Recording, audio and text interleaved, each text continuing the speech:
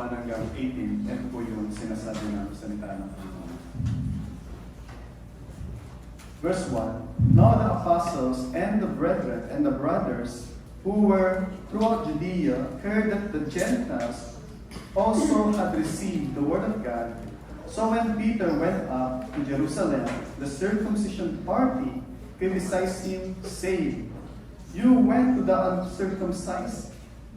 uncircumcised men and ate with them? But Peter began and explained it to them in order. I was in the city of Joppa praying, and in the trance I saw a vision, something like a great ship descending, being let down from heaven by its four corners. And it came down to me. Verse 6, Looking at it closely, I observed animals and beasts of prey and reptiles and birds of the air. And I heard a voice saying to me, Rise, Peter, kill and eat.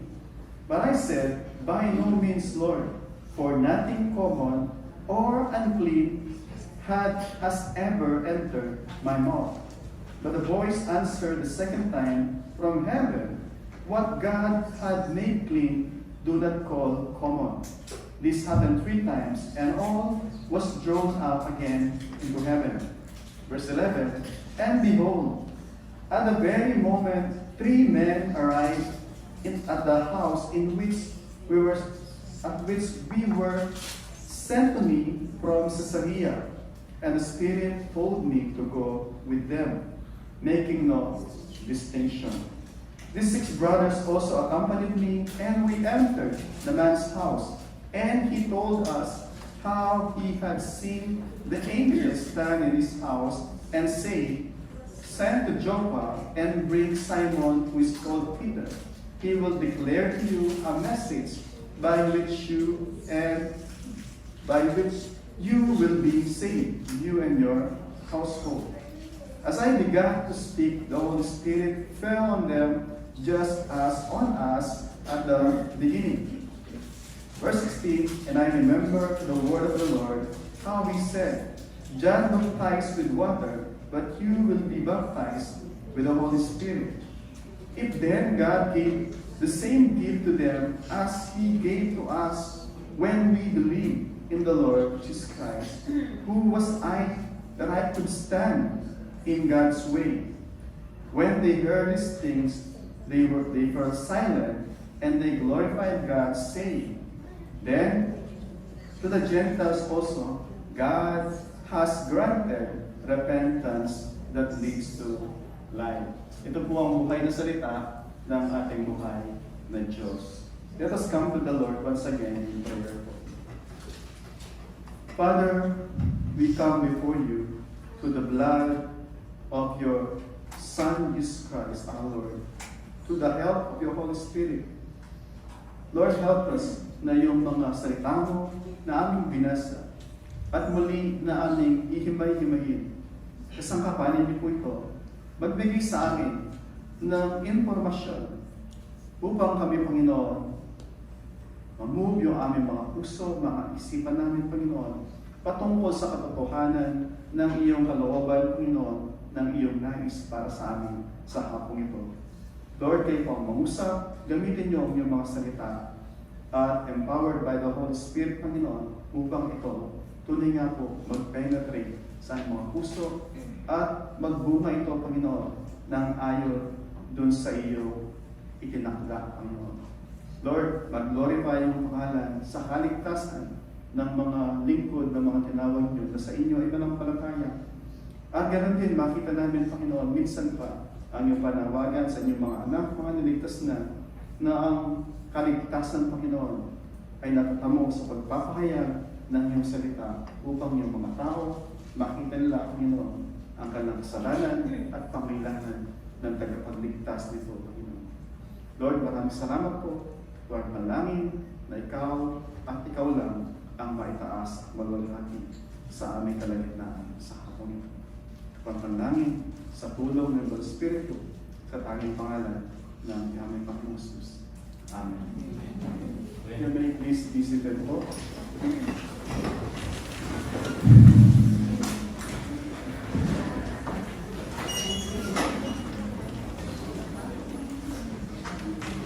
ang Diyos ay nagsalita, ito po ay mahalaga. Pag may sinabi ang Diyos, ito ay mahalaga at dapat bigyan ng pansin, bigyan ng atensyon. Pag ito ay inulit ng Diyos, ibig sabihin, hindi lang ito mahalaga, bagkus mahalaga. Yung kung ating pasahe ay nabanggit na ito dun sa chapter 10. Mula chapter 10, pinakita yung pagkilos ng Diyos na kung saan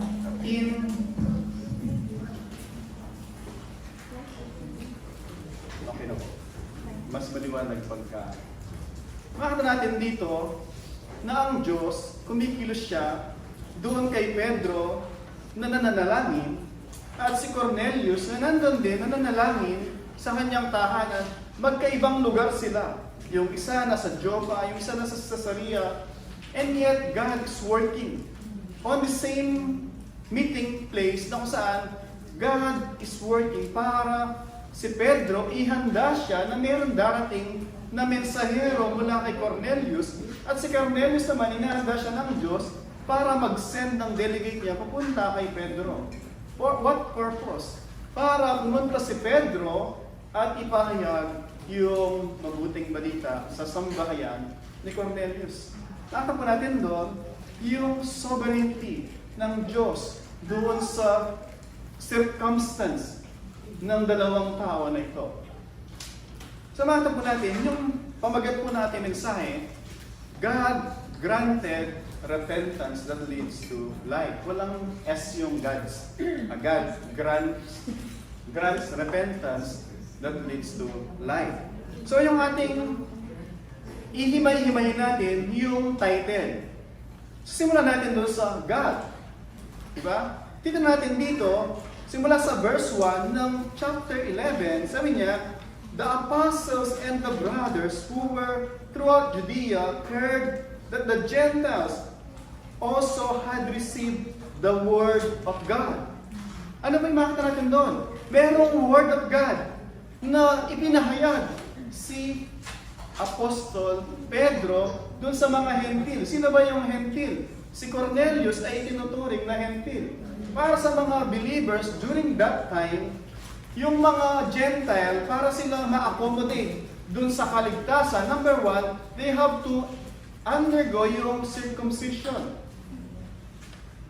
And then, after mong ma-circumcise, you have to affirm yung law of Moses, na most of them ay mga ceremonial law. Hindi sila actually mga moral law, but ceremonial law. Yung bawal kainin yung crab, ayan, lakas pa naman kumain ng mga crab. Bawal kumain yung mga, ang daming mga bawal na dapat huwag mong kakainin yung mga yon. Part iyon ng elementary teaching ng Diyos sa mga Israelita in order to isolate them from their surrounding nation dun sa kanilang idolatrous worship. Yung surrounding nation nila, especially yung pinanggalingan nila na Egypt, sandamakmak po yung Diyos-Diyosan nila. Si Pharaoh ay Diyos, yung Prague ay Diyos, yung Nile ay Diyos, yung dagat may Diyos, lahat ng mga locality nila, merong Diyos. At in order for them to be isolated, mahiwalay sila doon, ang Diyos is, God has made a very strict diet and then lifestyle at custom para sa kanila. Iba yung base nila, iba yung gupit nila, iba yung pagkain, iba lahat. Hindi sila maki-associate sa mga tao, tapos yung identity nila as chosen people of God, worshiping yung nag-isang Diyos, ay ma-preserve. Pero, nung dumating ang Panginoong Jesus, sinabi niya na in Christ there's therefore now no more Jews, no Gentile. Yung mga Hudyo na naging believer, hindi pa rin nila maiwan. Yung mga dietary laws at saka yung mga ceremonial law na ipinasa sa kanila. Na para sa kanila, para ka maging full proselyte Jew, dapat magpa-circumcise ka. Pero makita natin dito, sinasabi ng Panginoon Jesus, God looks yung circumcision of the heart. It's not the circumcision of the flesh, but it's the heart. Ibig sabihin, babae ka, lalaki ka, you need to be circumcised sa iyong puso. Kailangan maging clean ka before God. Circumcision means to be made clean before God. Para ka maging part ng covenant people ng Diyos. Because without cleansing, we are outside the camp dun sa promise ng Diyos para sa kanyang mga niredeem. Pero Israel, tama natin dito, sa Duma, still nandun pa rin yung mga circumcision party o Judaizer na still clinging dun sa mga dapat mong gawin to, dapat mong gawin yan para ka maging acceptable sa Diyos. Wala po siya ipinagkaiba sa mga hindi man mga Hudyo, hindi mga Pilipino, kahit anong lahi na dapat mong munang gawin to bago ka lumapit sa Diyos. Whereas actually, sinasabi ng Diyos, every one of you who is tired and weary, come to me. Nabibigatan ka sa problema mo, come to me. I will give you rest. Hindi niya sinabi na gawin mo muna to bago ka lumapit sa akin. Come to me with all your baggages and I will make your burden light. Yun po yung sinasabi ng Panginoon. So bakit natin dito, babalikan natin, in God's granting repentance that leads to light, He uses yung kanyang salita. Sabi niya, narinig ng mga Hudyo, narinig ng mga Hentil, yung salita ng Panginoong Jesus, sabi sa verse 1, yung word na receive, hindi lamang nila narinig. Bagkus yung yung paliwanag sa atin ni Pastor Dong noong nakaraan, many yung mga nakakarinig pero hindi yung pagkaiba ng listening dun sa hearing, di ba? Madalas ang Panginoong Jesus, lagi niya sinasabi sa kanyang mga audience, siya na may pandinig ay makinig. Hindi naman bingi yung mga ibang kanya nandun, pero they are not paying close attention to the point na mayroong passage mula sa kanilang tenga patungo sa kanilang mga puso. Marami po mga tao, bukas yung kanilang tenga, pero sarado yung puso. Kahit marinig nila, hindi pagpe-penetrate sa puso because by their own will, sinara nila yung kanilang mga puso. So, makita natin dito, now the apostles and the brothers who were throughout Judea heard that the Gentiles also had received the word of God. Remember yung Acts 1:8, di ba? Pangako ng Panginoong Jesus, you will be my witnesses in Jerusalem, Judea, Samaria, and to the ends of the earth. And yung pagsasabi to the ends of the earth, it is outside Samaria. Anything outside Samaria, it means ito yung sa Gentile. Kasi yung Samaria, ito yung mga mistiso, mixed breed ng Jews at saka yung mga Assyrian at iba pang mga lahi, pero may half-blood na Hudyo. So makita natin dito, in a short span of time, makita natin yung power ng pangako ng Diyos na in the preaching of God's Word, many will come to faith sa Panginoong Jesus. At nangyari na po kagad dito, na yung mga Hentil din ay tinanggap nila yung salita ng Panginoon. And so, sabi sa verse 2, so when Peter went up to Jerusalem, bumalik na siya, maalala natin, nandun siya sa Joppa, and then on his way pupunta sa Jerusalem, may mga nangyari in between, and then nung nandun na siya finally sa Jerusalem, sabi doon, the circumcision party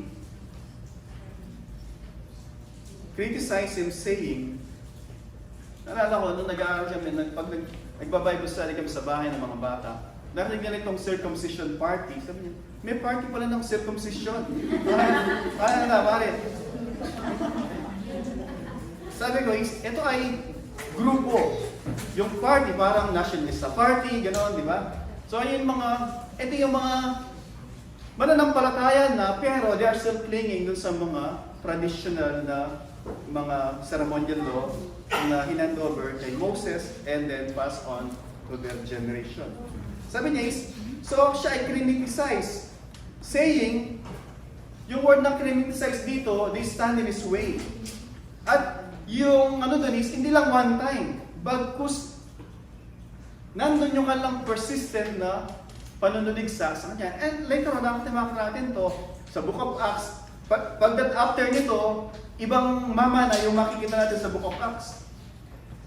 Jesus Christ and the Holy Spirit, pero meron ng Pablo na dominant doon sa mga pag-aaral natin. Parang dito, magtatapos na si Pedro, and then makita natin yung bagong mukha sa pamumuno ni Pablo.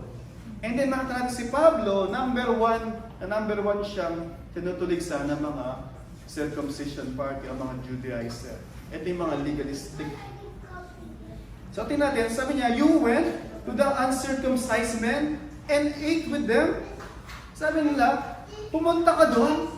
Hindi ka lang pumunta, kumain ka pa kasama nila. So, nandun yung kanilang, they were bewildered. Sila ay nagtaka. How come? Ito yung mga sarado, dekandado na never say die. Never silang pupunta sa tahanan ng isang Gentile. Para sa kanila, yung mga Gentile, they are, sabi sa ating mga pag-aaral, they are not considered worthy of the gospel. Yung tanging role, bakit tayo narito, is para maging panggatong tayo, para maglilihab yung hell. Yun lang ang paniwala nila. Para sa kanila, tayo ay mga Gentile dogs, not worthy of any mercy and grace ng Panginoon. Dahil sila yung chosen people of God. Pero makita natin dito, si Pedro ay pinaliwanag niya. So pinaliwanag niya in order, yung word na in order, in sequence, kung paano yun nangyari yung event. So makita natin dito, yung sovereignty ng Diyos, hindi lang sa circumstance, bagkus even, yung sovereignty ng Diyos in the salvation ni Cornelius at saka niyang household, and the same din sa salvation natin in order na maabot tayo ng salita ng Panginoon. Sabi niya, I was in the city of Joppa praying, and in a trance. Yung trance yun, parang semi-vision na reality.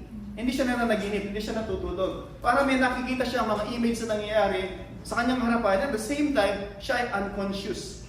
O subconscious. Parang ganun yung pangyayari. Hindi siya nakakain ng sobrang shrimp, tsaka ng crab, and then natulog, nanaginip. Hindi ganun yung kwento na to. Bagkus siya ay nananalangin. And then, ito yung kanyang napanaginipan. Kasi minsan pag sobrang busog, di ba? Tapos, dito, mainit. So, hindi ganun yung nangyari kay Pedro. So, meron siya ng itong pangitain. Sabi niya, and saw in a vision something like great sheet mula sa langit, descending from four corners. Parang merong lona o merong sheet o parang carpet o kulambo o na bumababa mula sa lupa, pupunta sa langit. At nangyari yun, sabi doon, 3 times. At sinasabi kay Pedro, si Pedro, gutom siya, naghihintay ng maluluto yung pagkain, so nanalangin siya sa taas. Sabi kay Pedro, Peter, kill it. At wala siyang ibang makita, kundi four-footed animals, yun nga, puro mga crab, lahat ng mga bawal, pampa-high blood, tsaka yung lahat ng mga bawal. And then, sabi ni Pedro, no Lord, I never ate sa mga bagay niyan, forbidden sa niya. Sabi ng Panginoon sa kanya, yung nilinis ng Diyos, never nung natawagan na common or unclean. Makita natin dito, yung pong vision na yon, it's a picture ng mangyayari kay Cornelius. Piniprepare ng Diyos si Pedro para pagpunta niya kay Cornelius, ma-receive niya yung mga considered na unclean na to in their assimilation doon sa church. Until that time, yung church composed siya ng purely o primarily na mga Hudyo. Wala pa noon ng mga ibang mga lahi. Pero pinapakita kay Pedro ng Panginoon that the Gentile will be assimilated. Maisasali din sila, incorporated doon sa church. Na kung saan ngayon is every tongue and nation, every tribe, they will worship the risen Lord as their Savior and Lord in harmony. Amen. In unity. Hindi na ngayon na may mayaman, may mahirap, may puti, may itim. Kaya kapag may pupunta rito, welcome sila, di ba? Sabi nga, may pumuntang ibang lahi, hindi nila maintindihan, we will try to speak na Tagalese, di ba? Hindi na sinasabi sa kanila, ibang lahi ka, doon ka. Diba? Minsan hindi na sila bumabalik kasi yung nagtatranslate, di maintindihan. Diba? Kasi yung nagtatranslate niya, nalilito tapos sa translate pa niya. Diba? Kaya minsan, sabi natin, meron po sa taas, English doon.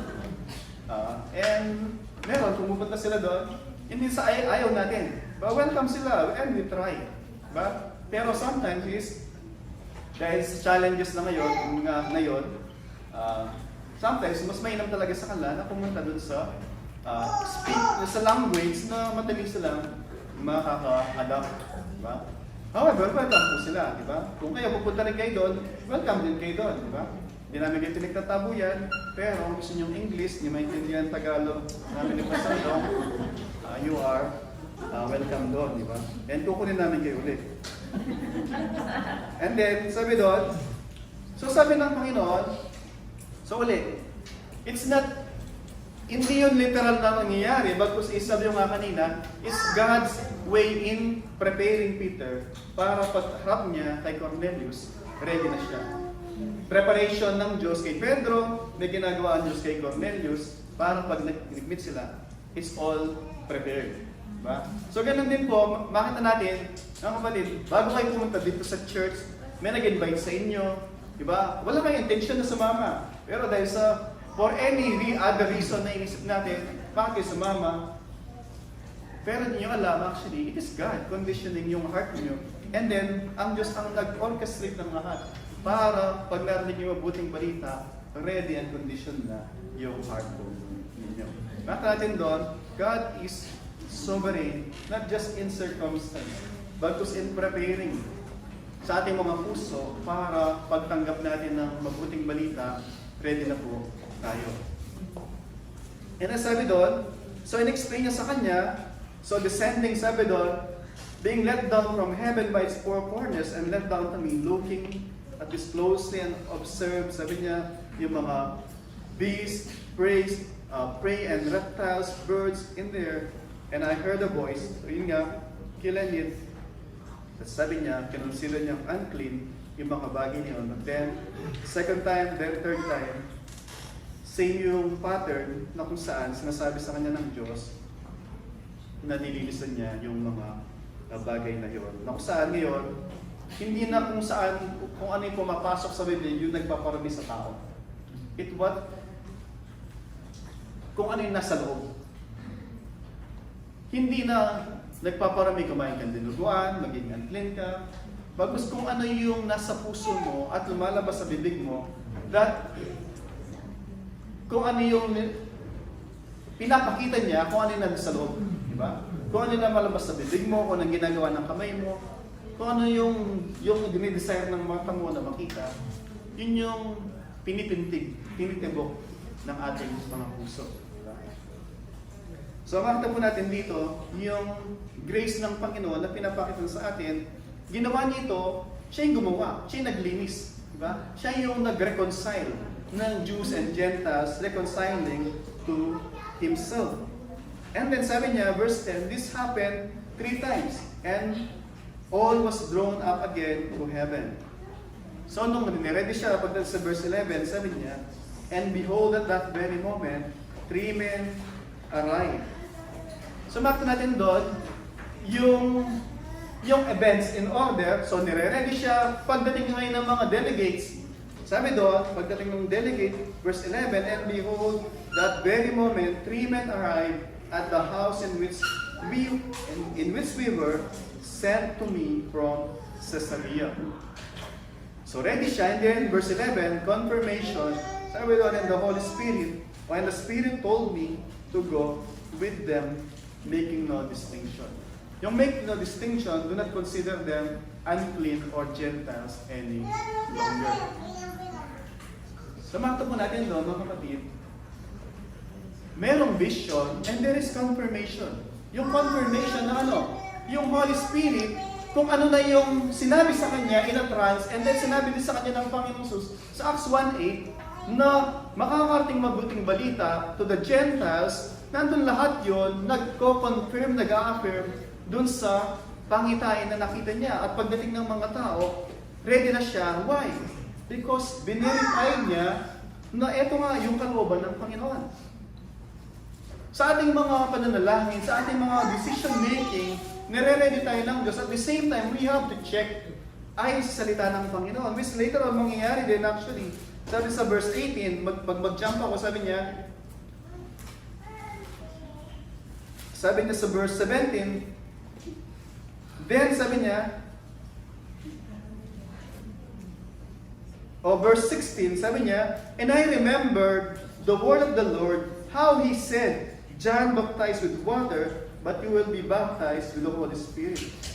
Ano yung sinasabi niya doon? I remember, sabi niya, na ito ay sinabi ng Panginoon. Same thing din sa atin, mga kapatid.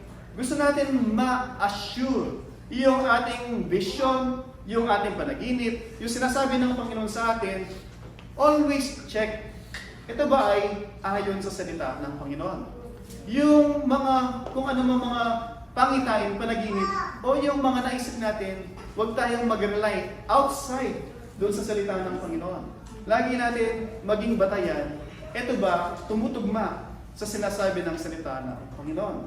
And then we can confidently go and obey ano man yung sinasabi na yon. Ganun po yung ginawang pamantayan ni Pedro. Never alone, doon sa, eto po kasi nakita ko, eto yung ginawa ni ganito.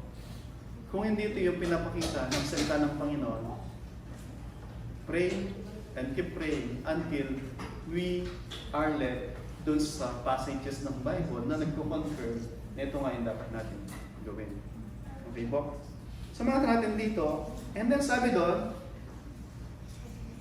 hindi lamang sinilit ng Holy Spirit, bago siyang salita ng Panginoon, kino-confirm yung kanyang gagawin, and then, makita natin doon, siya man mismo, nagsama siya ng 6 na kapatiran. Hindi siya pumunta mag-isa. Sabi doon, these six brothers also accompanied me.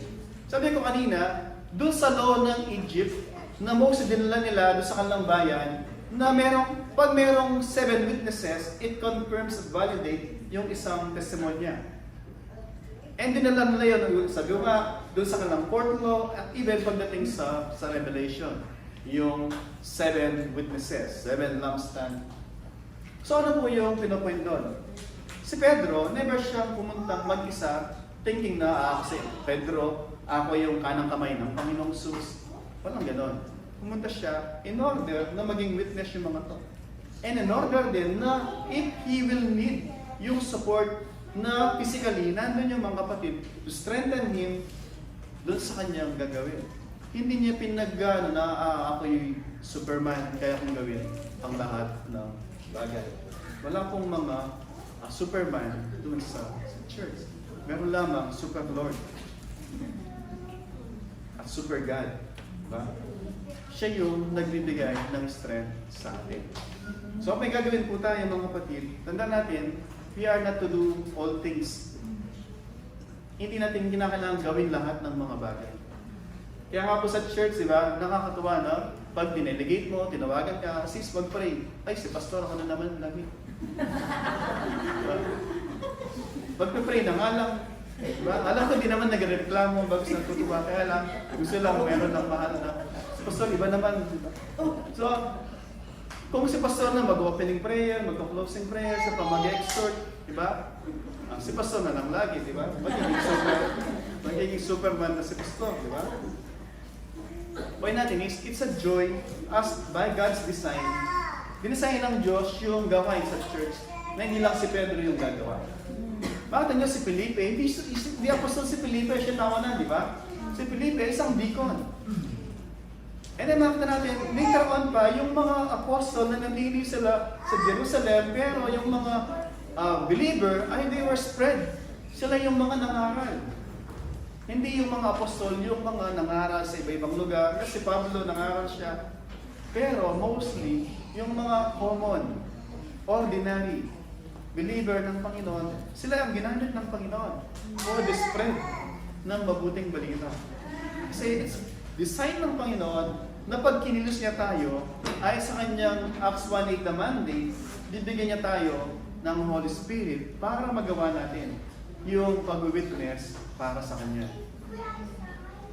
So nakakatuwa, sabi ko, yung church dati, meron lang isang nagigitara, may isang kumakanta, may isang nagpipreach, di ba? But by God's grace, minumultiply niya yung church, di ba? At lagi siya yung nag-a-add sa church. Bisan mamamangha ka, never mong in-expect na isang tao lalapit sa iyo, Pastor, gusto ko na pong magpa-bautismo. Diba? Never in-expect. And pagtatanong mo, how did you arrive dun sa ganung decision? Diba? Makita mo, ready na po ako, naunawaan ko na. Diba? Hindi namin kinatok yung ulo, hindi namin kung ano nang sinabi. But it's the Lord knocking sa puso ng mga tao until finally they said, Lord, I surrender and I want to follow you. Eh, nakaka-bless po yun, di ba? Sabi natin, yung praise and worship dati, isa lang. Eh, ngayon, makita nyo, di ba? God is raising na mga manggagawa niya na magpupuri, maglilingkod sa Kanya. And it's a joy na lahat tayo, kung tayo ay kay Kristo, na invited tayo na mag-serve sa Kanya. So pag tayo ay minessage sa Annalisa, sis, ikaw mag-exhort, pwede ka ba? Ay, ang tagal kong hinintay yung message mo sa Annalisa. Sabi niya, send me more message. Nakakatuwa, di ba? Kapag sinabihan si Sister Joy, walang reklamo. Pag sinabihan si Sister Allen, walang reklamo. Pag sinabihan si Sister Allen, walang reklamo yung mga yan, di ba? Yes sila lagi. Di ba? Meron ng isang kapatid nung Wednesday, nung Friday, papalabor daw niya ako. Kasi hindi ko siya binibigyan ng exhortation dun sa... At sabi ko, praise God, nawa, marami pang mag-labor sa akin na nagreklamo na bakit hindi ko binibigyan ng status exhortation. Diba? Hindi, nakaka-bless yun, nakakatuwa. Na kami ni Pastor, nandun yung joy na God is at work dun sa mga kapatiran. Hindi na sila takot manalangin, mag-opening prayer, hindi sila takot mag-exhort. Kaya nga, pag may mga pag-aaral, usually kami ni Pastor Dong is, sinabi na po ninyo lahat, wala na akong masasabi, kundi ulitin na lang lahat ng sinabi ninyo. Summarize, diba? Nakakatuwa, nakaka-bless. God has really grown yung faith ng bawat isa sa Kanya. And we're praying na lalo pa tayong palaguin. And we're praying sa mga iba pa na they will also respond in faith and repentance. And sabi niya, so, verse 13, and he told us, so, ninarrate ni Pedro kung ano yung sinabi sa kanya ni Cornelius. So si Pedro yung nagsasalita, pero sinasabi niya, ano ba yung nangyaring eksena dun sa tahanan ni Cornelius. And he told us, sabi niya, how he had seen an angel in his house. Ito ay hindi vision. Si Cornelius, meron talagang angel na nagpakita sa kanya. At sinabihan siya, Cornelius, ito yung mabuting balita, makinig ka sa akin. Ulit, nagpakita yung anghel, di ba na pumipakpak, kung ano yung tsura niya. I-imagine ko lang, so, imagine niyo, nanalangin ka, alapos na, boom, puting-puting. Sabi niya, Cornelius, makinig ka sa akin. Ito yung mabuting balita, sasabihin ko sa iyo. Pwede ka naman makinig. Sabi na kay Cornelius, hindi po ganun yung nangyari. Hindi yung anghel yung nagpaliwanag ng mabuting balita. Pero pwede naman yung anghel, di ba? Pero bakit hindi yung anghel? Bago sabi ng anghel sa kanya, send to Joppa. Magpadala ka ng delegate mo sa Joppa at dalhin mo si Simon who is called Peter. Ito po lagi sinasabi natin, ni-reiterate natin palagi sa church na yung plano ng Diyos ay hindi sa mga anghel para magpahayag ng mabuting balita. Halos sa ating mga kagaya natin na mga common, ordinary people na sinave ng Diyos sa pamamagitan ng kanyang kagandahang loob. Hindi yung anghel. Pwede niyang gawin, di ba? Pwede nga niyang bitbitin yung anghel doon sa kay Cornelius after doon and then pumunta kay Caiaphas, pumunta sa Jerusalem, pumunta sa templo, pumunta sila sa langit, nasa alapaap, nangangaral sila lahat-lahat, di ba? O kung saan, pwede sila magpakita sa atin personal, di ba? Pero hindi ginagawa ng Diyos. Hindi niya ginawa yun sa Acts din. Because yung plano niya, gamitin yung mga niligtas niya para maging witness ng Panginoon. At muli pinapaalala tayo, kung tayo po ay Kristiyano, kung tayo ay nagsisi sa ating kasalanan, nanampalataya sa Panginoong Jesus, isa po tayo doon sa kanyang instrumento. And what a joy, what a privilege na maging instrumento ng Diyos in achieving yung sure na na result na kanyang itinakda. When I mean sure na result, hindi ibig sabihin na mesyenyeran ka, sure naman na ng palataya. Hindi yon. Sure in a sense na pag ginawa mo yung pinapagawa ng Diyos, you have accomplished yung task na pinapagawa niya sa iyo. Yung result, hindi niya nilalagay sa balikat natin. Yung tanging nilagay niya sa balikat natin is mag-obey tayo. Tutugon sila, hindi. That depends, that rest dun sa kalooban ng Panginoon.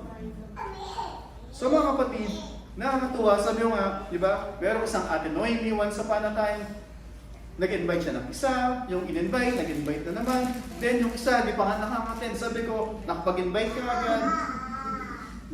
And makita nyo, di ba? Pag tinitinan ko si Sister Arnie, isa po siya sa produkto nun. Sister Belinda, may in-invite siya, Sister Annette, and then, hindi pa nga nakating Sister Manny that time, na-invite na nga agad, Sister Arnie, and up to now, by God's grace, wala pa po siyang absent.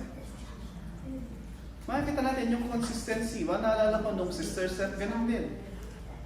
Isa lang araw lang yung pahinga, and yun, lagi consistent na. Galing pang Abu Dhabi, magbabiyahe, pagdating ng Dubai, hindi alam paano babalik, kasi walang pamasahe, di ba?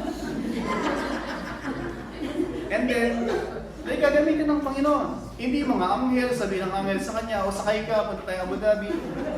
Hindi. May kakausapin siya, may mumove siya ng mga puso para, step, ito yung 25 dirhams, pamasahin mo, nasa step, kulang po puso naman. Point ko po daw, mga kapatid, nandun yung pagkilos ng Panginoon. Huwag natin i-underestimate na, hindi, kasambahay lang ako. Hindi, ito lang trabaho. Ito lang sahod ko. Ang dami nga po sahod ng pataas, di ba? Pero wala silang decide, pagnanais. May balik sa Panginoon yung mga favor na ginagawa ng Panginoon sa kanila. But here we are, di ba? Mga ordinary men and women, and yet, thousands of angels nagsa-celebrate sa kalangitan over one sinner who turned to the Lord. Diba? Ini-imagine ko pagdating sa langit, pare, ilang kayang corona yung makukuha ni Sister Belinda sa langit? Kasi pag in-imagine ko yung earring ni Ate, pag pinagpapatong mo yun, ganun na nasa ni Sister Belinda, diba? Praise the Lord, di ba?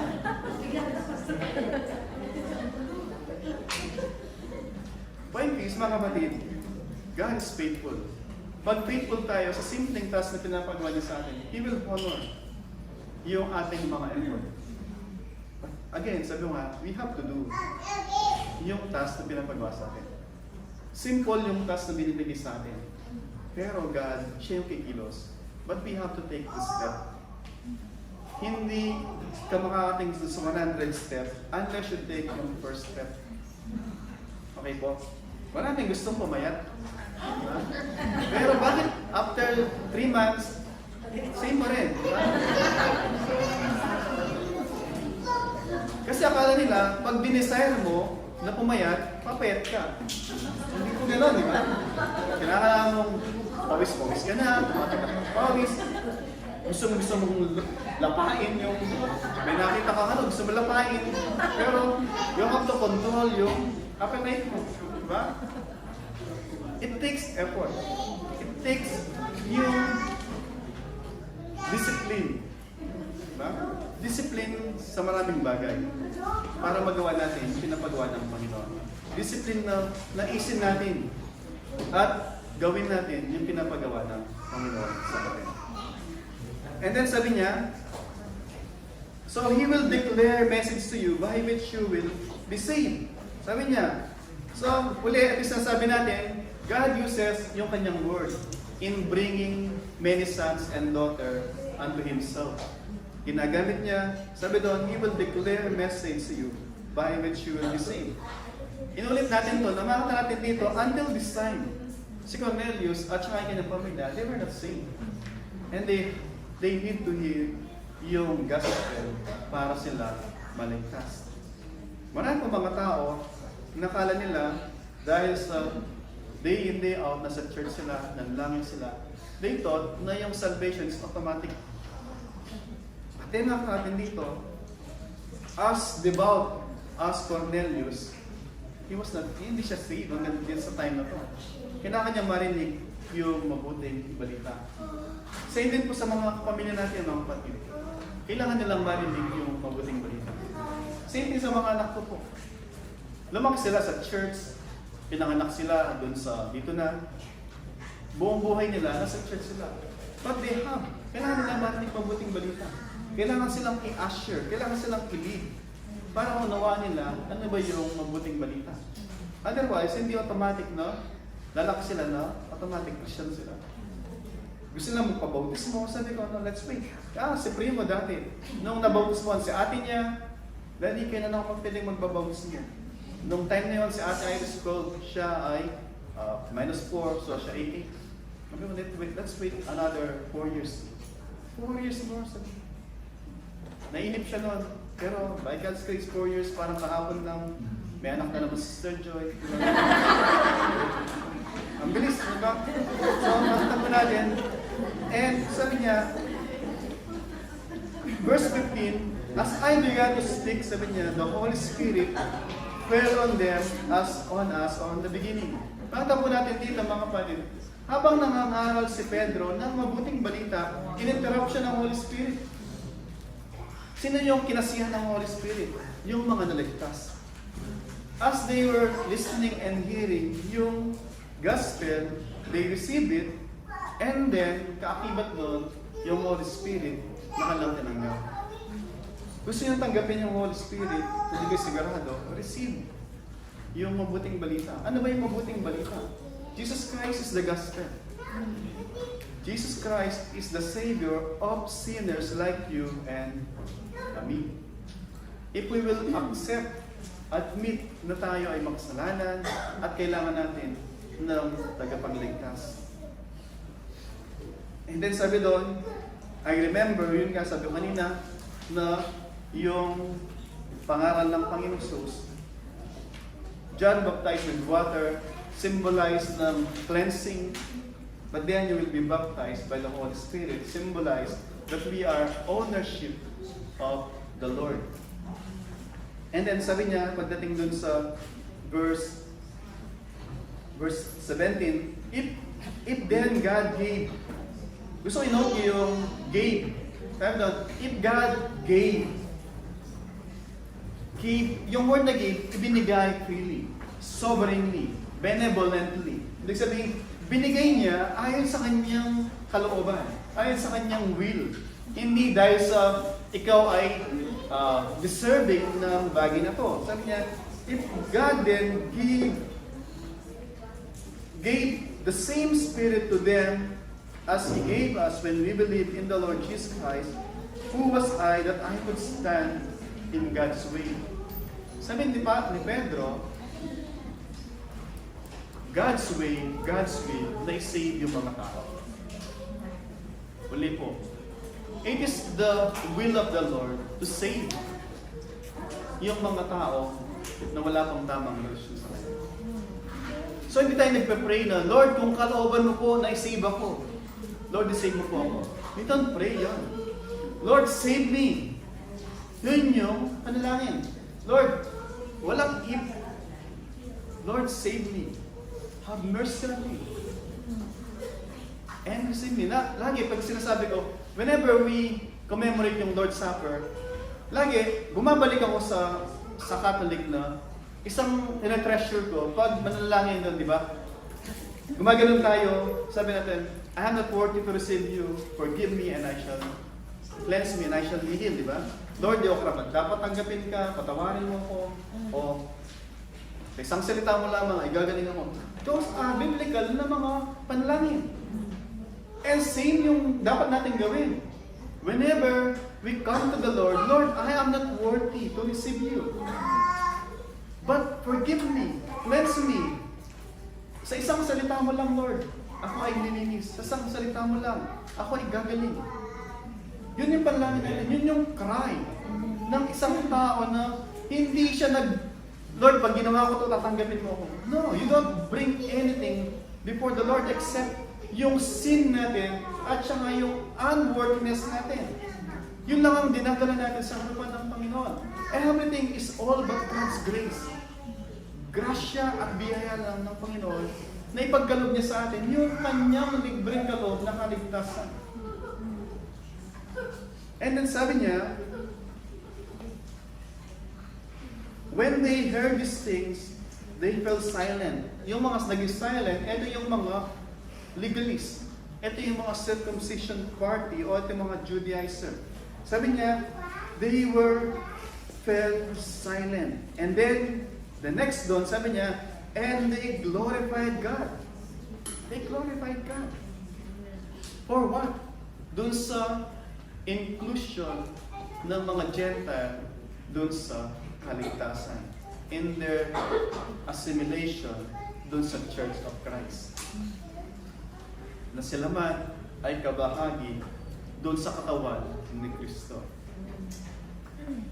So sa church, makita natin, di ba? Makita niyo mo sa church, ano man yung estado mo sa buhay, ano man yung profession mo sa buhay, lahat tayo binibigyan ng opportunity na magpaglingkod sa Panginoon. Diba? As long as na you are willing, there's a room para mag-serve sa Panginoon. Because in Christ, we are all brothers and sisters. Okay po? Minsan, father, yung tingin tama, diba? Pero, spiritual father, diba? Pero, we are all brothers and sisters sa Panginoon. And then, sabi niya, then, sa ating pagtatapos, ano niya yung title ng mensahe? Then, God grants repentance that leads to life. Yung word na grant, exactly the same ng gain. Yung word na grant, pag sabi mong grant, you are not deserving of it. It was granted merely and purely on the basis dun sa benevolence ng giver. So it's purely base sa kagandahang loob ng Diyos. Ano ba yung repentance? Pagtinin natin ulit. Repentance, pag sinabi mong repentance, just confessing yung sin. Pag sinabi mong nag-repent ka, hindi lamang sinasabi na, Lord, I'm sorry, nagkasala ako. That is just one part. Naalala ko, noong ang Panginoon sa Luke chapter 13, nangangaral siya, then may tumatakbo na, rich young ruler, sabi niya, good teacher, what must I do to be saved? Tapos sabi ng Panginoong Sus, nalalaman mo yung kasulatan. Na, gawin mo to, gawin mo yun. Tapos sabi niya, Panginoon, ginagawa ko lahat yan, buhat ng kabataan ko. One thing is lang, sabi niya. Benta mo lahat ng karyan mo, bigay mo sa mahirap yung nagbenta, then, sumunod ka sa akin. Sabi niya, then he went sorrowful. Sorrowful siyang umalis. Siya ay, nandun yung kanyang kalungkutan na siya ay umalis. And then sabi nung sa kasunod, because he has many possessions. Nandun yung isang tao na yun, sorrowful siya umalis, and yet, umalis siya na walang repentance. Nirecognize niya si Christ, good teacher, pero hindi siya sumunod kay Christ. Because yun in-offer ni Christ, cross. Samantalang meron siya, maraming camel, maraming gold, diba? And then, si John the Baptist, nung siya ay nakakulong, si Herod, tuwang-tuwa siya sa kanya. Ayaw siya nagpapatay, kaya nga pinipreserve siya ni Herod. Kasi na-entertain. At takot somehow si Herod kay John. Kasi alam niya na si John ay lingkod ng Diyos. Pero kahit gaano si Herod natutuwa kay John, si Herod ay hindi sa save. Hindi save si Herod. Ano po yung point doon? Bakit ko pinopoint yung mga bagay na to? Yung rich young ruler, nirecognize siya si Kristo na siya ay good teacher. Pero hindi siya saved. Si Herodes, nirecognize niya, natutuwa siya kay John, and yet, hindi na po siya saved. At kanina sa scripture reading, binasa ka ng Sister Ali, sabi doon, sa tingin niyo ba, mas makasalanan? Yung mga tao na yung kanilang sacrifice ay hinalo ni Pilate, yung kanilang dugo, habang sila nag-sacrifice. Ibig sabihin, minarder sila habang nasa templo sila. Mas masama ba sila kaysa sa mga ibang tao na hindi na mamarder? Sabi ni Pilate, sabi na yun, ang Panginoon, what about yung mga naglalakad lang, dadaganan sila ng merong structure, nalaglagan sila sa Siloe. Mas masama ba sila kaysa sa mga tumatanda na namamatay? Sabi ng Panginoon Jesus, nasabi ko sa inyo, no? Unless you to repent, sabi niya, you all likewise perish. Sabi niya, yung wala kay Kristo, magkakaiba yung form ng death, matanda, aksidente, kamatayan, lahat, pag wala kay Christ, they will all likewise perish. Yung word na perish, destruction.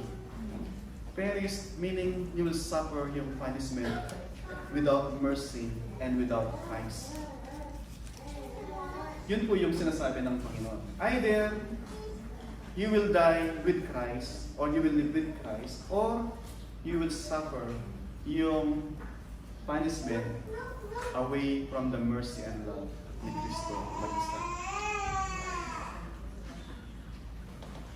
So ulit, babalikan natin yung repentance. Yung repentance is agreeing na yung judgment ng Panginoon is really deserved. Without any excuse, without any argument. Pag sinabi ng Diyos, you have sinned and you deserve death, you deserve hell, all we have to do is, Lord, I surrender, I give up, I admit, and I agree with your verdict and with your judgment. Because you are holy and just God. You agree with what God's judgment. Kung nakikita ng Diyos na ito ay kasalanan, you agree with God na ito ay kasalanan. Without justification. Without, Lord, ginagawa din naman niya ito eh. Kasi meron ganun minsan. Yung most na mga mali natin, bakit yung Pilipino tayo sa mga, hindi tayo mangat, kaya nga sabi na yung mentality natin ay, ano ulit yun? Rat mentality, di ba? Bakit? Ay, bakit si ano ginagawa niyo? Bakit si ano ganun? Lagi natin kino-compare dun sa hindi dapat pagkumparahan. Compare natin sa Panginoon, hindi dun sa mali. Maghanap ka lang din ng pamamarisan, maghanap ka ng pamamarisan na tama, hindi yung mali. Diba? Kaya nga, minsan sad na, bakit si ganun to? Ganun siya, pero bakit? Ang dami natin, bakit? Instead na sabihin lang natin, Lord, I surrender, I give up. Lord, forgive me, mercy on me. I am not who I am supposed to be.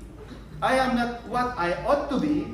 I am not who I used or what I ought to be. Na hindi ako yung ninanais mo. Pero Lord, please, you are the sovereign God. Make me. Gawin mo ako kung ano yung nais mo para sa akin. I am here to serve you, to worship you. Yung repentance is just turning from sin to another sin. It's not just turning from sin to ourselves. It's turning from sin to God. From sin to God. Or from ourselves to God. From our husband or from our wife to God. From any idols, from any number one, ngayon is ang Diyos na yung magiging number one. Marami tayong mga nilagay na idol sa buhay natin. So it's turning from self or turning from any other thing sa mundo or any other person and then turning to God. Yun po yung repentance. It involves yung mind admission na God is right and yielding yung puso na nandun yung remorse na we have offended yung holy and righteous God na nagmamahal sa atin. And then nandun yung volition natin, yung will, Lord, by your grace and mercy, I will obey kung saan yung nais mo. Kaya nga, di ba, may kanta pagka, minsan may water baptism, I have decided to follow Jesus. Turning back, no turning back. Diba? Yung sinasabi lang po natin doon is, I will never be the same again. The old has gone, the new has come. Never ibig sabihin nun, ulit, never kung ibig sabihin nun na magiging perfecto tayo. Never kung ibig sabihin nun na wala na tayong problema. Never kung ibig sabihin nun na yung mga ginagawa natin dati na mali, completely wala na yon. There will always be a time, si Satan, he will try to bring back all those baggages na mga niligtas na tayo ng Diyos. Lagi tayong papaalalahanan ng mga pagkakamali natin. Sa mga bagay na hindi natin ginagawa, na dapat natin ginagawa, papalalahanin tayo. Yung mga bagay na hindi natin ginagawa, na gusto natin ginagawa dati, ipapaalala niya uli kung gaano kasarap, enjoy yung mga yon. But then, remembering that we are no longer kung sino tayo. It will compel us, motivate us to live for the glory of God. Because we have the Holy Spirit indwelling sa atin, leading us to live a life pleasing and glorifying sa God. The question is, do you have the Holy Spirit? How can you know that you have the Holy Spirit? Have you repented from your sin and embrace Christ? Embrace Christ. Nandun ka sa paanan niya, sabi mo, Lord, I am not worthy to receive you. Receive me, have mercy on me, and cleanse me. Have you done that sa iyong buhay? At kung ginawa po natin yun, rest assured that you have the Holy Spirit. At yung buhay natin, hindi perfecto, pero magpapakita siya na may bagyo, pero para kang puno na nakatayo, dun sa dalampasigan, binabayo ka ng malakas na hangin, and yet, natatanggal yung mga sanga, natatanggal yung mga dahon, pero yung ugat, lalong tumitibay, lalong nanonood, lalong kumakapit sa Diyos na ating tagapagligtas. Hindi mo mawala yung problema kung narito tayo. Because yung mga problema ay paraan sila ng Diyos sa atin para lalo tayong magtiwala sa atin. At pangalawa, paraan sila ng Diyos para di tayo bumabak sa mundong ito. Para longing tayo, Lord, when is the day, Lord, that you will take me home? Otherwise, kung lahat ng sarap nandito sa mundo, bakit ka ba maglulong sa langit? Ang sarap naman dito. Diba? Kahit enjoy ako, kasama kayo lagi every week. And minsan hindi man every week. Still, incomparable yung sa naghihintay sa atin sa presensya ng Diyos. And one good thing is, yung invitation ng Diyos ay para sa lahat. Hindi siya sinasabi niya, gawin mo muna to, ayusin mo muna buhay mo, at saka ka lumapit sa akin. Hindi po. Exactly kung sino tayo ngayon. Kung ano tayo ngayon. Exactly for who we are, tinatawagan tayo ng Diyos. Do not wait na i-fix mo muna yung sarili mo. He will fix us more than we can ask or imagine. He will do it. Not for our own good, but for His name's sake and for His glory. At the end, sabihin mo, Lord, it is all your works. Ito lahat ay gawa mo. Wala akong may aalay sa iyo, kundi pasasalamat, pagpupuri, at pagmamahal. Sukli dun sa ginawa mo pagmamahal sa akin. Mga kapatid, sa ating pagtatapos, I encourage you, bago tayo tumayo manlangin, let us examine yung ating mga puso. If we have Christ, we have the Holy Spirit. If we have the Holy Spirit, at sinasabi mo, you are certain, binigyan tayo ng Holy Spirit para maging convincing yung witnessing natin sa iba. And are we witnessing po ba? Sa iba. Nagwi-witness po ba tayo so that others as well might believe to the Savior? Kung naman tayo ay hindi Christian, hindi tayo sigurado whether or not we have the Holy Spirit. But there is desire. The Holy Spirit of God is leading us to repentance and faith. Without saying anything, into your heart, sabihin niyo sa Panginoon, Lord, I don't understand everything. Lord, I don't even understand ano yung repentance, ano yung faith. But one thing I know, I am a sinner. I need forgiveness. Forgive me, have mercy on me, receive me, and make me one of your children. Yun lang po yung maging panalangin sa kanya. I believe, help my unbelief. Yun po yung maging cry ng puso natin. Driven by the knowledge na pinagkaloob sa atin ng Holy Spirit sa kapatid. Let's spend perhaps 2 minutes, and then after 2 minutes, pray po, and then we will close in prayer.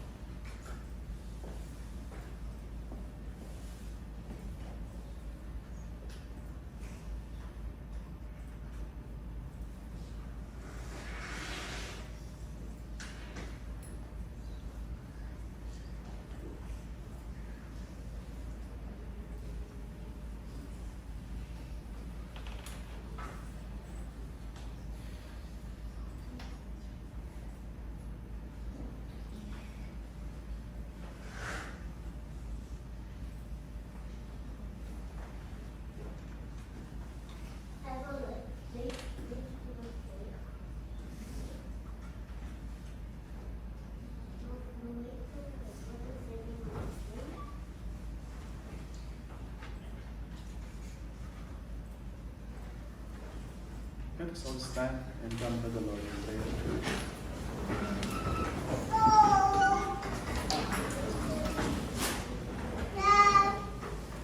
Lord, once again, thank you so much, Lord, in saving us, Lord. Thank you so much for the invitation ng kaligtasan, Lord. Thank you for granting repentance that leads to life, Lord. Lord, we honor you, we worship you, we glorify you, and we thank you. And we love you, Panginoon, for the love that you have given us, Panginoon. Lord, maraming salamat. Maluwalhati, madakila ang iyong pangalan sa lahat ng iyong ginawa na pagliligtas at pag-guide sa amin, Panginoon, habang kami po ay narito sa mundong ito, Panginoon. And now, brothers, beloved by the Lord Jesus Christ, take care that you are not carried away with the error of lawless people and lose your own stability, but grow in the grace and the knowledge of our Lord and Savior Jesus Christ. To Him be glory, both now and today and forevermore. Amen. Amen.